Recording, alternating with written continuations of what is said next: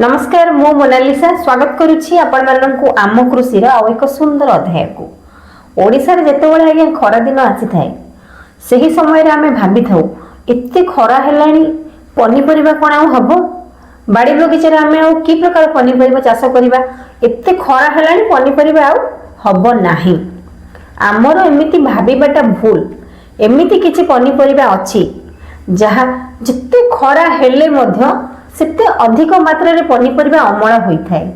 तेबे आज रही वीडियो रे आमे सेमिति किछि पनिपरिबा विषय रे कथा हबा जेउ पनिपरिबा अधिक खरा हेले मध्य अधिक अमल देइथांती। तेबे चलंतु आज से पनिपरिबा विषय रे कथा हबा। जदि आपण मानक पाखरे आम कृषि रो एही वीडियोटी प्रथम थर पहुंचीचे दया करी आम कृषि यूट्यूब चैनल को सब्सक्राइब करिवे बेल आइकन को प्रेस करिवे जहा द्वारा आम कृषि रो जे प्रथम वीडियोटी आज्ञा बना जिवो किमा अपलोड करा जिवो प्रथम नोटिफिकेशन आपण पाइबे। आम कृषि यूट्यूब चैनल रे केवल कृषि भित्तिक वीडियो ही आपण पाइबे।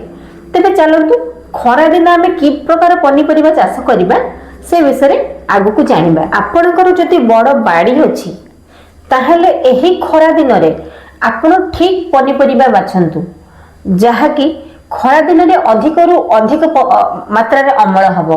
जदि आपण ठीक पनिपरिबा बाछंती जदि खरा दिन रे अधिक रु अधिक अमल हैला ताहेले पूरा गाँटा लोक आगे आपण को पचारिबे अरे की प्रकार पनिपरिबा गछ लगेछु तू एते अमल होछि पनिपरिबा आमे भी से विषय जाने पई चाहूछु।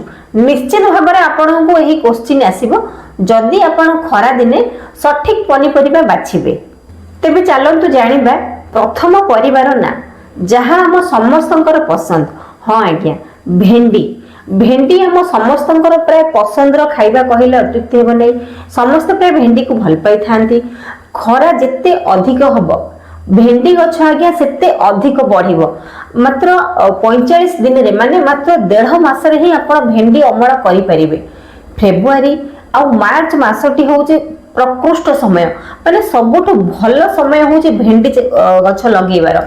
जेतेबेले आपण भेंडी गछ लगेबे आपण को गोटे कथा मन रखा पई हबो जदि तो आपण चारा आनुचंती बहुत भल जदि चारा आनु नाहंती भेंडी मंजी रु गछ करूचंती ताहेले आपण को भेंडी मंजी को मिनिमम 24 घंटा आगे पानी रे भिजेया पई पड़िबो। एहा द्वारा भेंडी गछटी शीघ्र होइथाय माने भेंडी गजा शीघ्र होइथाय जहा द्वारा हमको अधिक परिश्रम करिया पई पड़िबो नाही। जेते अधिक तापमात्रा हबो भेंडी आगे सेते अधिक अमल हबो।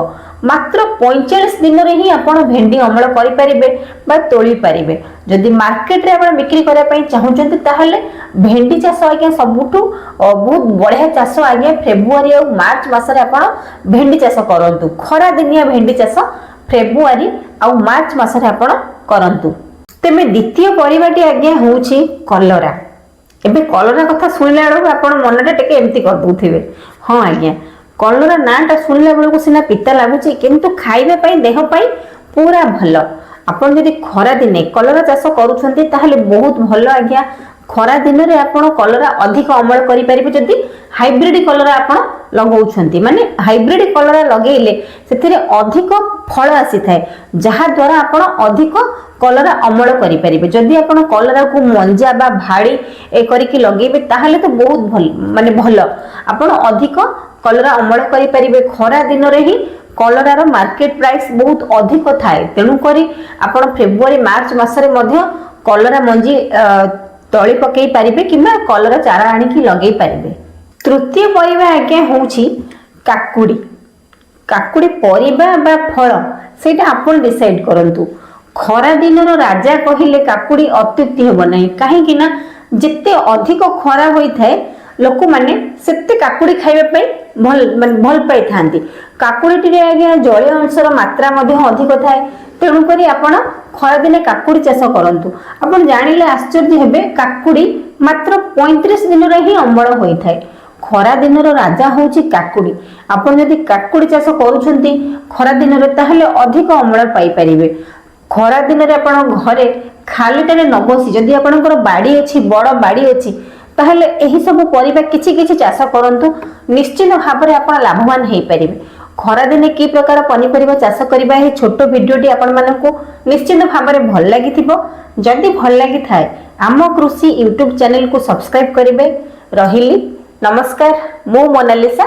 देखा हबो आपण मानक सहित आम कृषि आउ एक सुंदर अध्याय रे।